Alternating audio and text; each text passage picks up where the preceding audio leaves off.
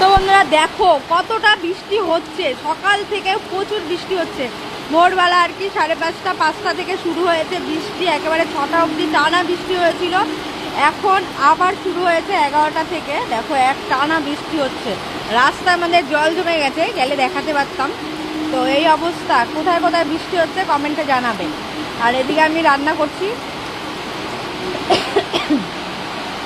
বৃষ্টির দিনে না টিনের ঘরের বৃষ্টির আওয়াজটা আমার খুব ভালো লাগে। কার কীরকম লাগে জানি না, আমার খুবই ভালো লাগে।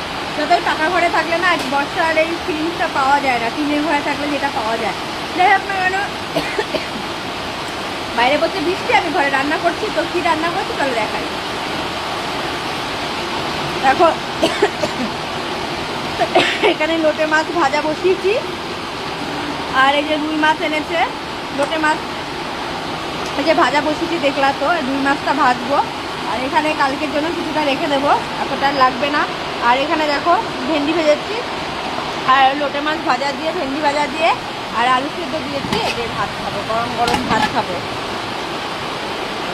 আর রুই মাছটা দেখো এই যে গাঁঠি দিয়ে আলু দিয়ে পাতলা করে ঝোল করবো। অনেক দিন ধরে খেতে ইচ্ছা করছিল পাতলা ঝোল।